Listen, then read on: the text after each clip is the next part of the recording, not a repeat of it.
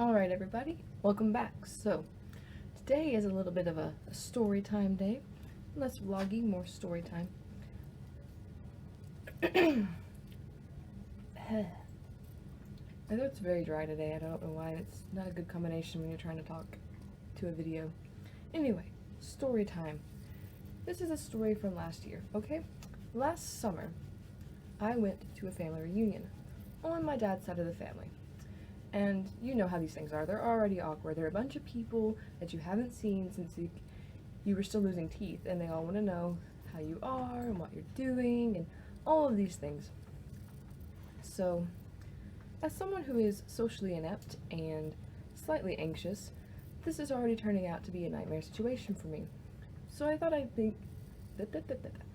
thought to myself, well, I'm not the only one like this, and I'm not the only one that gets awkward around extended family members that they haven't seen for years.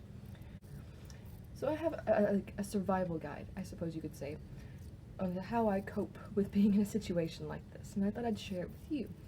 First tactic, I pick the gayest possible outfit I can find, and in this case it was a flannel shirt with the sleeves cut off, some baggy jeans, and a tank top, to ward off the people asking after my husband. Do you have a husband yet? Are you dating anyone? I'm not a guy. Now, you know, the gender thing, that shit still confuses me sometimes. There's no way I'm bringing it up at my Southern family reunion where I'm 90% sure there are more guns present than there are testicles. Second tactic, stick with people you know. Now, in an awkward situation, I tend to cling to somebody I know anyway, but in this situation, if we're all together, then my brother, sister, and I kind of form a pack, I suppose you could say, and just wander around the property until, you know, we find a corner to stake out. And if I'm by myself, then it's the same thing. I find a corner to stake out, and then, you know, I just spend the next however long switching between 3 different apps on my phone. And at this point, I don't really care if, you know, some of my older relatives make a comment about millennials. I just want them to not talk to me at all. And in extreme circumstances, I just stick with my grandmother, who is the only reason I'm there in the first place. And well, it's dangerous because, you know, she is wandering around and talking to people. She's also a buffer, so I don't have to talk to people. It works for me. Now, third, I drive myself. I don't care how long the drive is or if I have to do it by myself.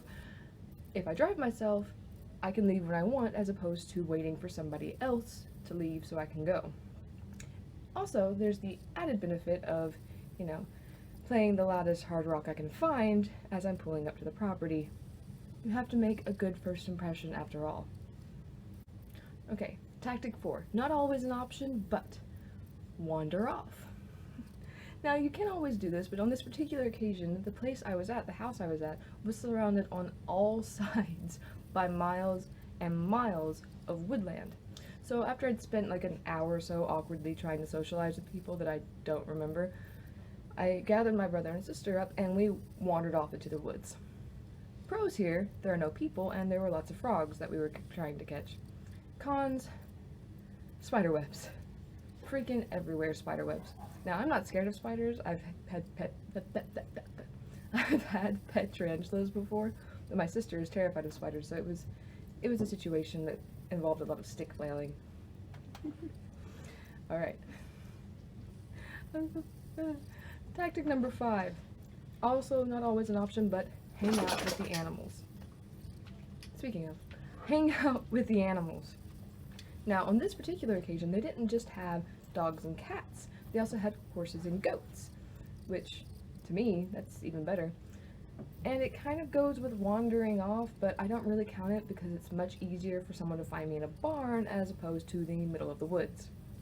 Also, added benefit of if someone does find you, you already have something to talk about.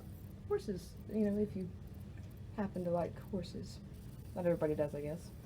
The other side benefit, these particular horses are very affectionate, and, you know, very few people want to socialize with somebody that looks like a horse mistook their hair for some hay, which happened and was painful. I didn't lose any hair though, so why do I go to these things if I hate them so much? Well, the aforementioned grandmother, who I love very dearly, and also free food. It's very easy to get me to do pretty much anything if you tell me there's going to be free food involved. And this is Southern style homemade mutton and fried chicken, and let me tell you, that was the best fried chicken I have ever had. I ate so much I was like a beached whale. So I think in total I was there for maybe about 4 or 5 hours, and I only spent an hour of it actually socializing with people. Socializing? Socializing.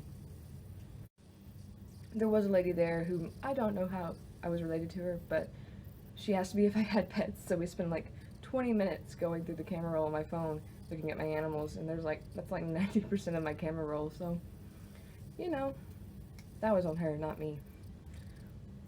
And you're probably thinking, wow, it sounds like you really hate these people, and I'm like, no, I was raised by my mother. I didn't spend a lot of time around my dad's side of the family, and also I'm queer, and these are a bunch of Southern, super conservative Christians, and it's awkward. It's very awkward. Yeah. So that is how I survived my awkward family reunion with a bunch of people that I don't know. And that's where there were like 30 of them there, plus kids who I'm like, you bred? I'm sorry. So thankfully they don't happen very often. I don't have to really worry about it, until Christmas comes around, and I can't really wander off into the woods then, it's cold.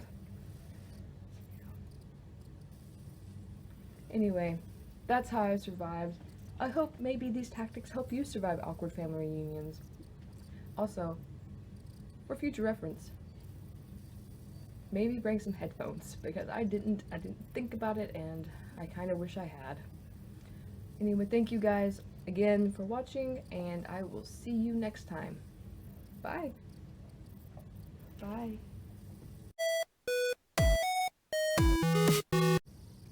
Alright guys, here we are at the end screen again. I'm starting to figure this bit out. As always, thank you for watching. If you want to see more of my videos, I upload once or twice a week depending on how busy I am and what's going on. Always with the dog noises. So if you want to see more of my videos, you can click one of these places right here where I decide to put it. Who knows, I don't know where it's going to be. If you want to watch my last video, it'll also be on screen, and I thank you guys so much. If you liked it, hit the like button, leave a comment, and I will see you guys next time. Bye-bye.